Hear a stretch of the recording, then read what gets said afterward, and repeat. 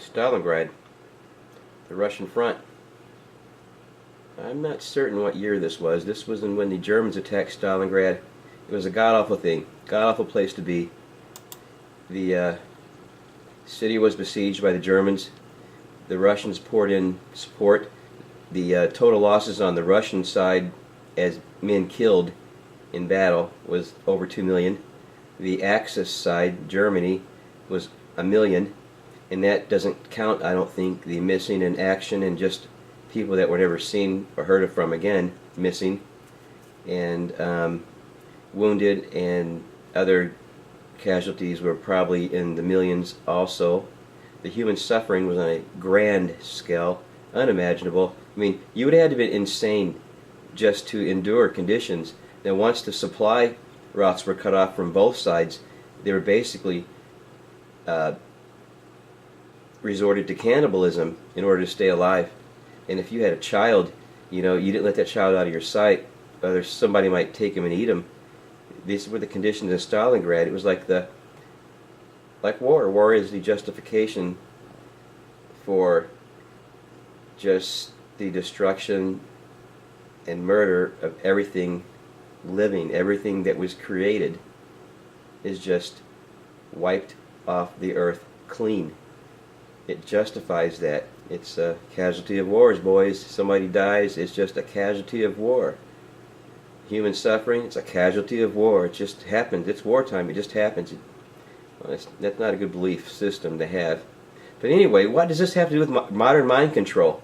Well, it has everything to do with modern mind control. You have to remember, war is just human sacrifice on a grand scale. And why does human sacrifice accomplish? It accomplishes what? It accomplishes technology. Because if you want to get technology, you have to have some human sacrifice going on. This has been happening since the days of the Sumerians.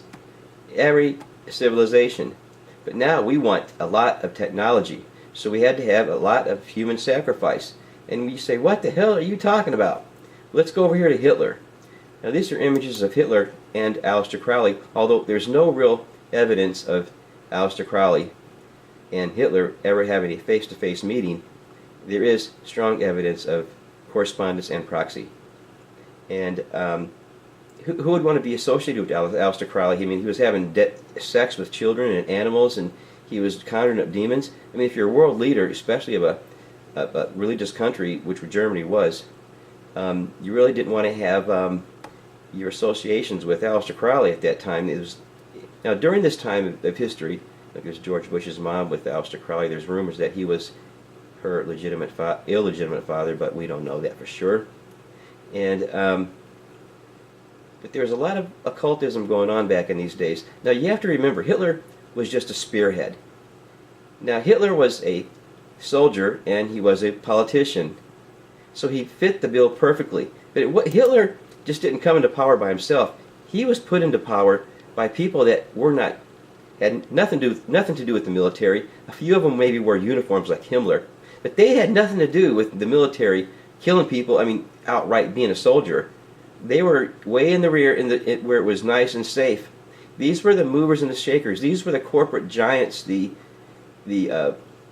Mongols of their time, of the finance. And you have to remember that Germany is the home of the Rothchild. Okay, so Hitler was put into power, and all these people were into the occult. It seems like during this time, for some reason, I don't know what it was. But who are these people that put him into power?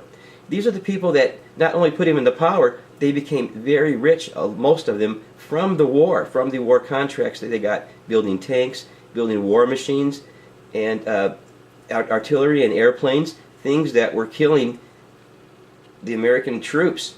And who were these guys? These guys. Daimler-Benz, Siemens, Volkswagen, BASF, Bayer, Tyson, Bosch, or Bosch, Tyson, there's a whole list of them: Opel, Deutsche Shell, Deutsche Krump, ESSO, MAN, Bertelsmann, Deutsche BP, Hinkel, IBM Deutschland. These are huge corporations. They were corporations before the war. A lot of them made tons of money during the war, and then after the war, look, they're still here. And here's a country that was bombed back to the Stone Age. They had nothing left. The citizens and the soldiers that were left fighting were just suffered horrendously. But these guys seem to come out okay. Nothing happened here. And not only these guys, there was other things going on. You know, you had Hitler, who was involved in the occult. It's well known here. I got another article here from Wikipedia, Modern Mythology and Nazi Occultism. Because all the Nazis were involved in the occult. They were going around the world looking for artifacts from Sumeria and all the ancient lands, and up there in Tibet even. They were trying to find not only the meaning of the Aryan race, but they were looking for like the spear that pierced Christ. They were looking for the Holy Grail. They were looking for all kinds of different types of Aleister Crowley is always mentioned, and of artifacts in Sumeria. They were on like they knew something was out there. They just had to find it, or they had to put a puzzle together in order to get it. And I think that it was accomplished. Whatever they were looking for, they actually were able to possess somewhat. Because, of course, after we, which is 1944, we have defeated, basically defeated Germany. What is the first thing we do? Well, Operation Paperclip. We take all of these scientists that were working on the rocket programs, the nuclear programs, the jet engine propulsion programs, all this stuff, and these secret programs of weapons and biological weapons and things of space. Now, we went over there and got all these guys out of Germany. It's like, Germany was a place where they were working at, and all these people were into the occult. And Germany just wasn't working out. The war wasn't working out like they thought maybe it would. Something happened. And so they needed a place to go to finish what they had started, which is nuking the whole Earth and making the whole Earth radioactive. That was, I think, the goal here. It wasn't quite working out in Germany, so they came to the United States. And you can say that's just a coincidence, whatever you want. It's more than a coincidence. Just like it's more than a coincidence, all these major corporations survive to this day and are super rich. And you got to look at Germany. 70 years after the war, Germany, I think, has the third most gold reserves in the world. They're basically running Europe, them and the UK. They make all the decisions. 70 years after being bombed to the Stone Age. So, and you have to remember, this is the land of Rothschild. So this was just human sacrifice. This war was nothing else but human sacrifice on a grand scale in order to gain some technology. And I'm not certain of everything, but this is a good story. Now, we went over on Operation Paperclip. We brought 1,600 of these guys back from Germany. And rocketry, and these are some of the key figures. You got to read these names, man. It's incredible. All Germans. Rudi Beckel, Magnus von Braun, Wiener von Braun, we know the father of rocketry, I can't even pronounce that name, Danielberg, Dupenberg, Eric Kraft, Enkel, Hermann H. Huschberg, Mühlner, Reicheg, Rees, Roth, Rickney, Steinoff, Steiner, Tischelman, von Tischelman, whatever the fuck it is, and then astronautics, medicine, biological weapons, chemical weapons, human experimentation, human factors in space medicine. All this is these Germans. Electronics, intelligence.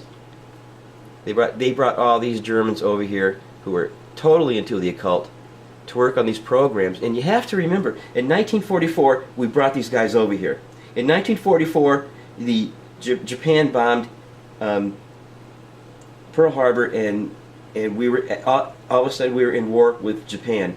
1 year later, after bringing these guys over here, we were able to create at least 4 workable bombs, because I think we exploded 2 bombs for a test, and then we went ahead and we bombed Hiroshima and Nagasaki. So in less than a year, think of the logistics just to get those guys out of bombed out Germany, back over here, get everything they needed in order to build this bomb. And I think that you have to assume, or it was highly possible, that these guys already had this bomb together in Germany. He already had this technology. I don't think they just didn't have the materials to put it together. Because to get over here in 1944, and a year later, have 4 workable bombs and be able to bomb cities successfully, you had to have this technology. They already had to have it. They just didn't have the materials to build the bomb, maybe. And they had to relocate to a place where they had the materials. And they could work on this in secret, on their own, without any interference from fucking you know, like Russians or anything, or any interference from the wars. They couldn't do this in Europe. You know, ideally, they came to the United States, the perfect place. And they did. They worked in secret. They built these bombs. They bombed the shit out of Bikini Islands here. And they just started to bomb the shit out of everything. They started launching bombs into outer space and bombing outer space. They were bombing in the atmosphere and they were bombing underground. They left nothing in between. They bombed and radiated the fuck out of everything. Since 1945, it just never stopped. It just increased. And then, of course, it stopped. Once the world is radiated enough, I think you probably don't have to radiate it anymore, my guess. But it's almost, if you put this all together, it's like a giant puzzle that falls into place. These people had, you know, no interest in World War II at all, whatsoever. They had much interest in corporations, much interest in having these bombs go off and radiate the atmosphere. And for what purpose? Because it weakens the immune system. It weakens your very will, because your immune system also protects your brain. And it weakens your immune system, it weakens your psychological state, and it makes you vulnerable to not only diseases, but it makes you vulnerable to psychological warfare, because it's like Alex Jones says, it's a war for your mind. It's an information war. It's definitely a war for your mind. And it's working, because people are totally brainwashed nowadays. This is Fukushima. I mean, they radiated us. We built a ton of these plants, and they probably figured from time to time we're going to have radiation leaks. We have to have problems with disposal of radioactive substances, and we're going to have we have plants actually blow up like this one, and that would keep the whole planet radiated. They don't have to really set off any bombs in the atmosphere anymore. They have us by the balls. We are totally radiated. Now you got to look at Fukushima and the animal die-offs in the Pacific. And a lot of people say, well, it's more than just the Pacific, it's also the Atlantic and North Sea. Of course, that's where we have been dumping radioactive waste out there for fucking years and years and years. Anyway, fucking 13 minutes. This is Duck Out.